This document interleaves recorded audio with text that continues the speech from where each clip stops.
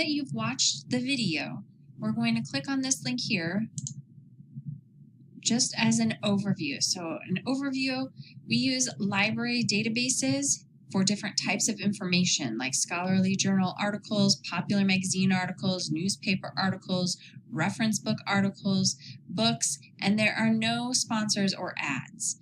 So if you just used an internet search, like if you searched on Google or Bing, a lot of things are things that you have to pay for. So if you think about like apps on your phone, if you get a free app on your phone, you can do a lot of stuff with that app, but you're going to have lots of ads. There's going to be a whole lot of fancy advanced features that are going to be unavailable to you unless you pay for that app. Things kind of work the same if you just do a Google or a Bing search. There might be something that says, oh, we've got this resource for you. You click on it and then you have to pay to actually have access to that resource. But internet searches are good for things like popular websites. If you are needing to just do something really quick on Wikipedia, for example, if you want to see how tall Tom Cruise is, it's not a life or death type of thing. It's not a huge piece of information. If you're just needing to know that information for your own good, then Wikipedia would be a good source for that. Commercial websites, educational websites. So if you see something that's an educational website, like from a college, that's probably a good source that you could use for a research paper. Government websites, anything that ends in .gov, that's probably a pretty good website that you could use too. Statistics, things from like the U.S. Census Bureau. Organizational websites, if the website ends in a .org, there's a possibility that that's a more reputable website. You'd still want to go through and double check. Current news and information, like news sources, and then email and chat. Those are all good things to use internet search engines for, but there are going to be lots of sponsors and ads and a lot of things that you have to go through. You're going to have to evaluate it using the CRAP test. So if you use the internet, you have to see, is it current? Is it relevant? Do they have authority to write on that topic? Is there accuracy? And what's the purpose? Are there any biases on that website? So if you're using a website, you have to go through all of those things to try and decide if it's a good source. If it's a library database, you already know that it's a good source. So it's going to save you some time.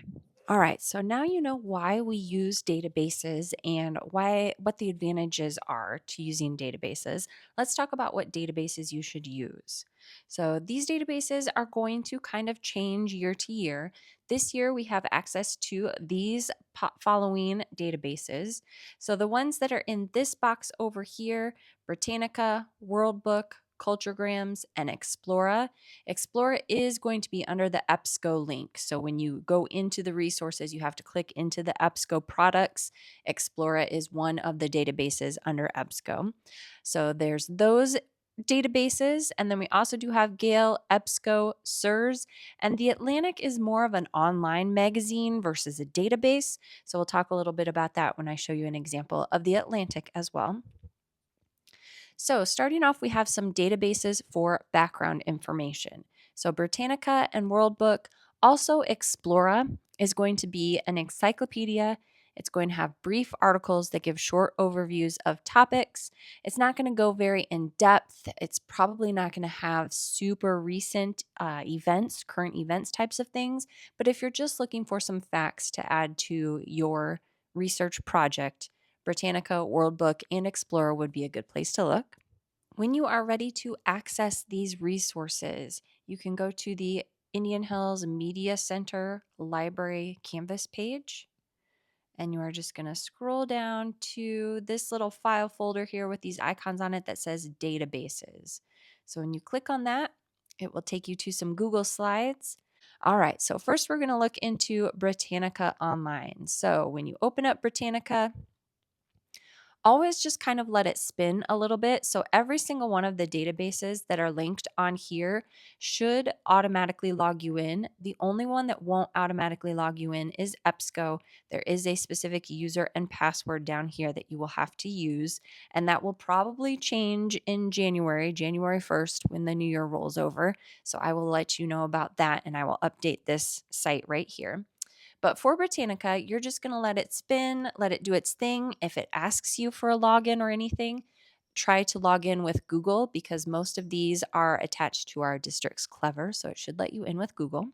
So when you get to Britannica, the homepage or the landing page here is going to give you some options for elementary, middle, and high school. So this gives you some great options depending on your reading level. If you just want to go with the basic regular middle school, you can do that. And then this is what it looks like when you get logged in. So it's going to give you some main articles on the landing page. You can always search for something. So the example I have been using is Pearl Harbor. So you can type that in. And then it's going to give you this example of all of these different articles. So if I just want to click on, I just want general Pearl Harbor, I can click on that. And now the nice thing is it's going to have this navigation bar up here. So it's going to take you to the next navigation. So we've got all of these different topics here. It kind of gives you like a little outline. So we've got an introduction about the harbor leading up to the attack itself, consequences, the memorial, and exploring further. It's going to give you some other articles from the encyclopedia that might have some information. So if you look through all of this stuff, don't find what you want, here's some ideas of other places you can look. The really nice thing about how they have this all set up is that they have some good options over here. So you can cite this. All you have to do is copy and paste it. So when your teacher says that you have to cite your sources that you use, this is what you will copy and paste into your article. If you want to save it, you can click on this save button. It's going to ask that you sign in with Google, and it's really nice. It's going to create its own Britannica folder for you to save any articles that you want to save. Sending pretty much does the same thing. You can email it or add it to your Google Drive. I would say just use this save button to save it to your Google Drive. That would probably be the easiest. You can translate it. It's just going to use Google Translate. So, might not be the best, but it's better than nothing. So you can translate it into a different language. You can also change it into dyslexic friendly fonts. So fonts that are going to be easier to read for people with dyslexia, or you can make the font bigger or smaller. So Britannica Online is an encyclopedia. Next up, we have World Book Online, which is also an encyclopedia. And you can see here, it pops up the main search screen. So we're just going to search for the same topic we did in the other one. Today actually is December 7th, the day that I'm recording this. So that's why Pearl Harbor is kind of on my mind. So you'll see some examples of articles and things that pop up. There's 89 different encyclopedia articles.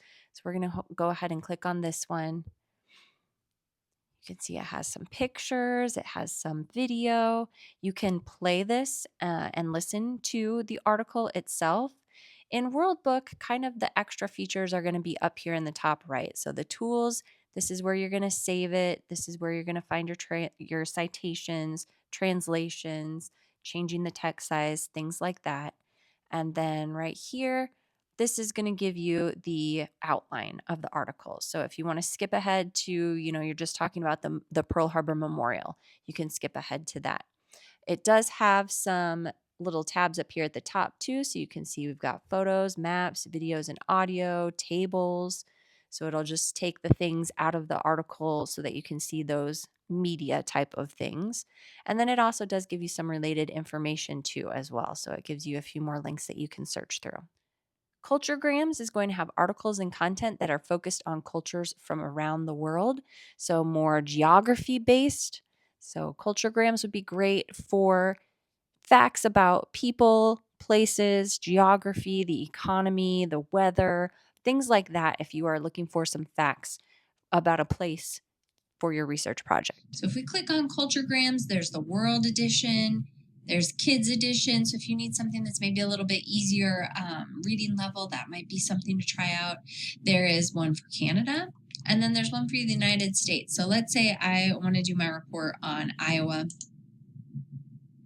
Show you what kind of information pops up with Culturegrams. It just kind of gives you some basic facts.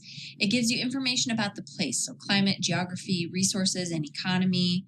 It gives you some history, timeline, ancient Iowans, what is in Iowa history. It gives you information about the people. Gives you some cultural notes. So, American Gothic, a very famous painting that originated from Iowa, The Big Ride, RAGBRAI, and some fun facts and contacts. Okay, so this would be, let's say you're doing maybe a report about the Australian wildfires or the wildfires in California or Oregon right now. You might want to know some facts about Australia and its climate, or California or Oregon, its climate and its people. Okay, so those are good databases if you just need some background information, some facts. Next, we have databases that are good for current news. So, like I said, EBSCO is kind of is the company, and then Explora, secondary schools, and Advanced Placement Explora, those are going to be more like encyclopedias that we talked about on the previous slide. But EBSCO also has AP Newsroom, which is great for current news events. And then Academic Search Ultimate is going to be a large database of, books, academic journals, magazine articles, newspaper articles from a wide variety of many different sources. I just want to point out to you before we get into it that this second slide here, this is what the EBSCO page should look like. So when you are here and you click on EBSCO host, these are the things, the databases that it is supposed to include. We have been having lots of issues with it this year. So when you click on that link, it should look like this. If it does not look like this, please let me know, because that means we don't have access to the resources that we are supposed to have access to. So let me know and I can get that fixed. So when you click on this EBSCO button right here, this is the screen that's going to pop up, and you are going to want to type in West Des Moines, and you want to pick West Des Moines Community School District. So make sure you pick the right one. And then it's going to ask you for a username and password. So you're going to have to go back here, copy this, type in that. I already have it saved in there. There we go.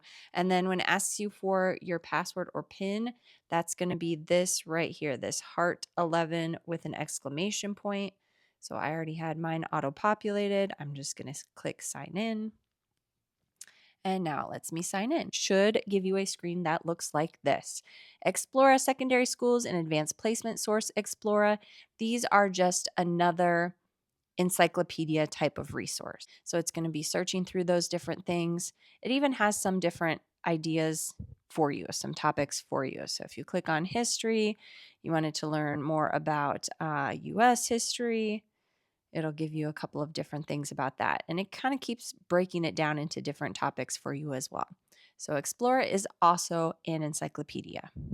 So now you can see there's EBSCOhost and AP Newsroom. You can see this is very breaking news. This is very current events. So these things were posted 21, 28, 29 minutes, 16 minutes ago. These things were all posted from today. So you can see there's a lot of very recent articles in here. You can see there's some latest topics up there. There's some things over here in the For You, so you can follow different topics. So if you are, doing something about extreme weather, you could follow that as a topic, and then every time something new comes in, it would be added into there for you. So there's kind of some interesting things you can play around with in AP Newsroom. And we want to go to EBSCOhost. So this is the one that is just kind of like a regular, this is what databases look like. So once again, if we go to Pearl Harbor and type that in, you can see this is going to be very much more specific than what the encyclopedia articles were. So this one is about the occupation of Japan. So from 1945 to 1952 and the U.S. efforts to reshape Japan after World War II. So that's a little bit more specific than what the encyclopedia articles were giving us. The 1945 American air raids on Tokyo. So that one's a very specific article. This one is a book that a person wrote about Pearl Harbor, and so it's kind of an article about this book. So it's much more specific information when you get to a database like EBSCOhost. There are all these different things up here too that you can go ahead and click through. You want to make sure that you're always on the full text ones, so that way it only gives you the articles that you can actually read on the internet. So this is the abstract. An abstract is a summary of what the article is going to be about. And then when you go down here to the bottom, this is where the actual article is. Okay. After you are done with the article here, let's see, up at the top, that's where you can find to cite your resources. You can go over here to download it. This is where you would download it to. You would want to make sure that you downloaded the full text. Probably just go ahead and do a PDF, and that's where you would download it to your Google Drive to save it. Gale is another very large database. We have access to elementary, middle school, and one file high school Gale. We also have one file news, which is going to be more current event news type of articles. And then this year new, we also have Academico, which is a Spanish and Portuguese language database. So it's going to give you all of the same resources that Gale has, but just in a different language. Gale is the other big database that we will be using. So once again, we have some elementary, middle school, and high school resources. We have a couple of other things down here, but let's go ahead and just click on middle school for right now. So then you can see we also have like Lit Finder, so things about literature, Gale One File, the high school edition. This is magazines, journals, newspapers, kind of reference things that are best for middle and high school students. Here's the one that's in a Spanish language. And then this is major international and US newspapers to search for those. Once you click, it will let you in. It'll say up here, it'll say Indian Hills Junior High, so you know that you're in the school. But you are also going to want to go ahead and sign in with Google. There we go. Now it says that I am signed in with Google. When you sign in with Google, is it going to pop up here? There we go. When you sign in with Google, it says that you can save documents, citations, and highlights right to your Google Drive. So that's a great feature. If you are doing research and finding some good articles, it'll save straight to your drive. All right, so this would be another good one to type in something like wind energy. And you'll find a whole bunch of articles there. And then The Atlantic is more of an online article-based magazine. They have articles on politics, foreign affairs, business and economy, culture and the arts, technology, and science. So you can see they cover a wide variety of subjects and topics. Is The Atlantic. So like I said, this is kind of more of an online magazine type of thing. So you can see it's going to give you some different articles. Let's click on this one about rage bait. The negative I would say about the Atlantic is that it doesn't have those fancy tools where it's going to give you a citation. It's going to automatically let you save it to your Google Drive. It doesn't have those types of things. So it is kind of nice that you can listen to it. Oh, it does say subscribe. I'm not sure if it'll work with our subscription. I haven't tried that out to see yet if we subscribe to that part. But it will take you through all of these different things. It'll give you the author at the end, but you're going to have to create the citation yourself. So that is the one drawback about the Atlantic. There are some different topics over here that you can go through to find some different topics, articles, and of course, you can always do a search as well. So that's the online magazine, The Atlantic. And last, we have databases for debates. So SIRS is a social issues researcher, and it features articles that focus on controversial, debatable topics. It also contains arguments and persuasive writing. So if you are working on a topic that has controversy around it, like there's one side for it and one side against it, this would be a great place to look. And it presents articles for both sides of each issue as well. So if we go to SIRS, the thing about these two also is that you can also log into Google here so you can save things directly to your drive. But these two databases have some good topics already populated for you. So some trending topics: gun control, social media, virtual classrooms, homework, climate change, animal rights, artificial intelligence, police brutality, abortion, mental health, coronavirus, video game addiction. So you can see there's some good examples there for you. So to review, if you have a topic that is a debatable topic, something that's controversial, that will have a side that's for it and a side that's against it, SIRS would be a great database to use for your research. If you are looking for an overview, Britannica, World Book, Culturegrams, and then also don't forget Explora as well. Those are going to be just your basic facts, encyclopedia type articles.